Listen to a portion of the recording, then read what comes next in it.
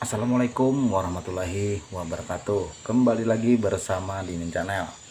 Jangan lupa like, komen, share untuk bantu admin dan subscribe-nya. Dan juga jangan lupa tekan tombol lonceng notifikasinya. Lanjut saja kita ke cerita Diana Permata Indah dari Desa, karya Heni. Bab 158, Iblis Betina. Tony sangat tahu siapa sosok laki-laki yang tiba-tiba muncul dari belakang Diana. Dia ingin meraih tangan Diana dan menarik Diana agar pergi dari sana.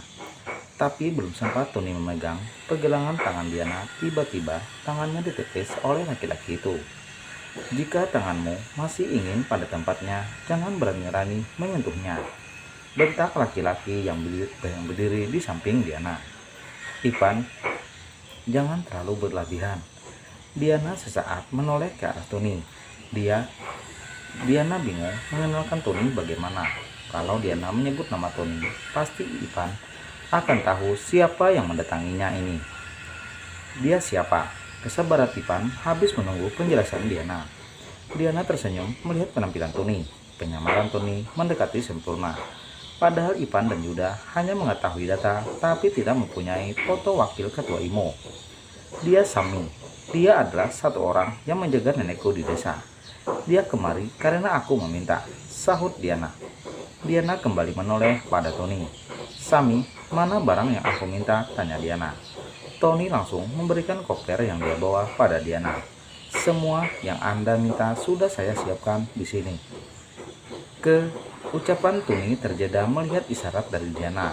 Dan hampir saja dia keceplosan memanggil Diana dengan panggilan ketua.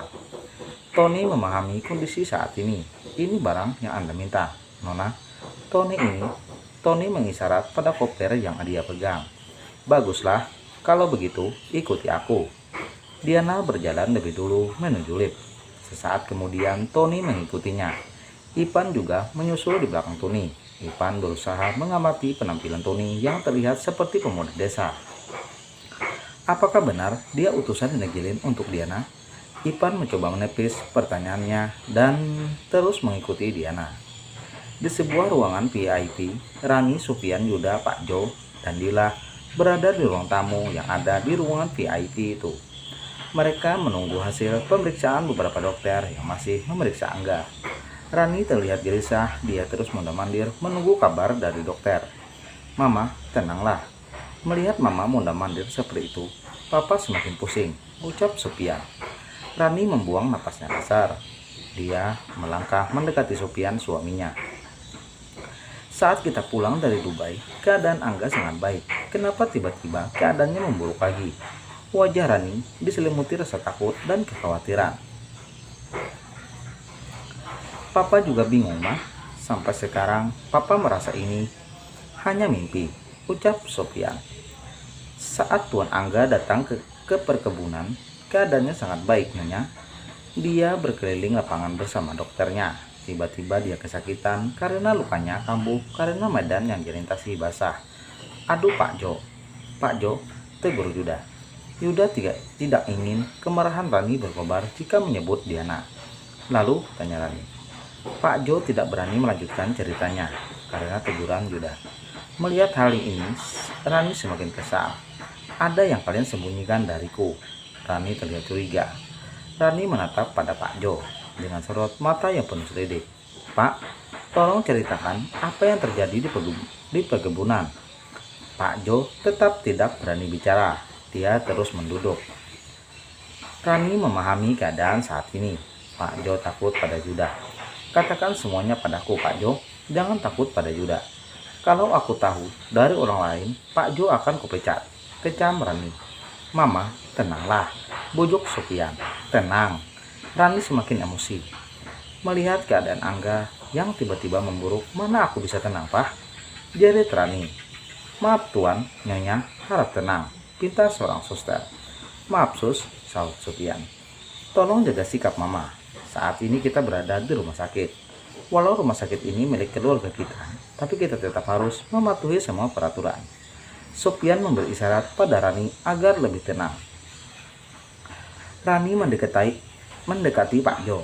Dia berbisik di dekat laki-laki paruh bahaya itu. Ceritakan semuanya sekarang.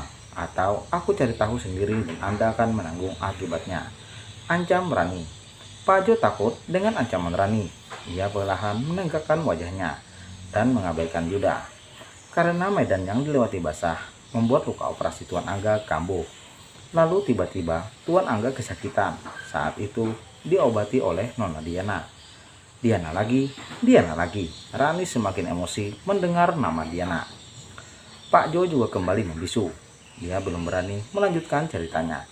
Apa yang Diana lakukan pada putra sulungku? Nada suara Rani terdengar sangat marah. Tapi dia berusaha menahan suaranya. Nona Diana melakukan pengobatan tradisional pada Tuan Angga. Dia selalu mencari masalah. Rani semakin marah. Mama, dengarkan cerita Pak Jo sampai selesai. Bujuk Supian. Lanjutkan Pak Jo. Diana melakukan pengobatan tradisional atas permintaan dokter Nijam, Selayuda. Apa benar begitu? Tanya Rani Pak Jo. Benar Nyonya. Nona Diana melakukan pengobatan tradisional atas permintaan dokter Nijam. Setelah pengobatan tradisional, Tuan Angga benar-benar membaik.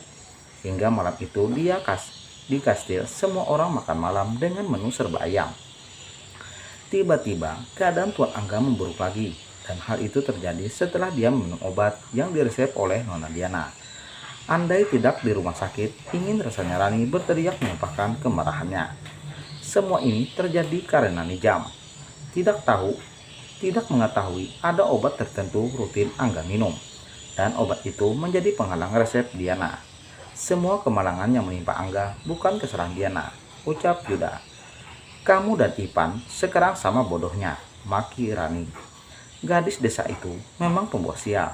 Dari awal aku melihatnya, seharusnya aku sudah menendang jauh dia dari keluarga Agung Jaya.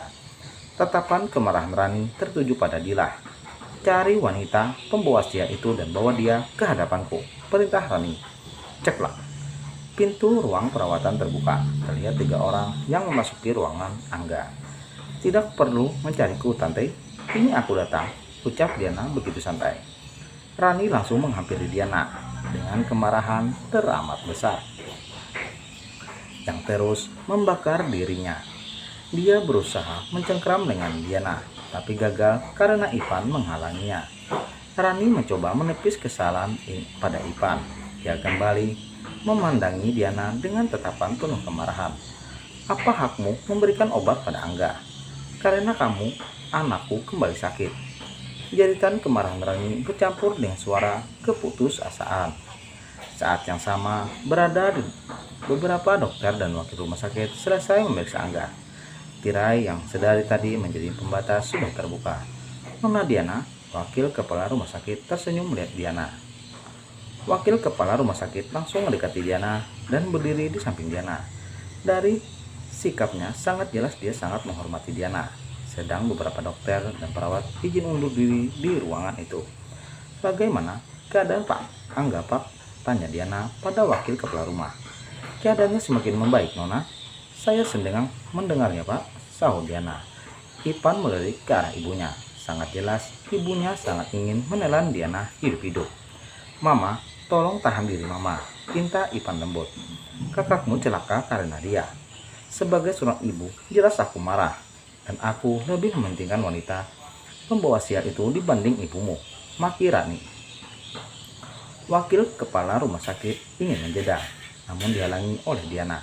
Dengan bahasa isyarat, Diana memanggil ketua rumah sakit untuk diam. Tapi para dokter sepertinya menunggu Anda. Lebih baik Anda selesaikan tugas Anda. Wakil kepala rumah sakit terpaksa pergi dari ruangan itu. Lancang sekali si Udik ini mengusir wakil ketua rumah sakit ini, maki Rani. Tindakan Diana benar supaya wakil kepala rumah sakit tidak melihat kebodohan seorang di Selayuda. Kemarahan Rani semakin berkobar. Mama, Ipan berusaha membujuk agar ibunya tenang. Rani menatap Diana begitu tajam. Tidak usah memasang wajah lugumu di sini, iblis betina, maki Rani bersambung. Oke. Sampai di sini dulu. Jangan lupa like, komen, share untuk bantu admin dan subscribe-nya. Dan juga jangan lupa tekan tombol lonceng notifikasinya. Terima kasih yang sudah subscribe, yang belum subscribe ya. Oke, terima kasih. Assalamualaikum warahmatullahi wabarakatuh. Wassalam.